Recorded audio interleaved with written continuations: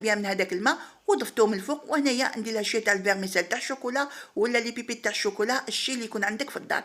ومن بعد راح نعاود نورو ليها للمره الثانيه يا البنات الشكل هذايا حتى نتحصل في الاخير على حربوش يكون داير الشكل هذا اللي راكم تشوفوا فيه. نزيرو تري بيان وتشوفوا بلي العجينه مازال تتلصق فوق البلون دو طرافي. يعني هذايا راح نقول لكم بلي العجينه تاعنا مازال طريه، وما تكثروهاش الفرينه باش تجيكم لداخل طريه وتجيكم خفيفه. من بعد يا البنات هنا نشدو خيط ونبداو نقسمو في العجينه تاعنا على الشكل هذا. وتوجور نقول لكم ابلاطيوها شويه ما تخلوهاش خشينه هكذا باش ما تجيكمش لداخل خشينه وتجيكم خفيفه.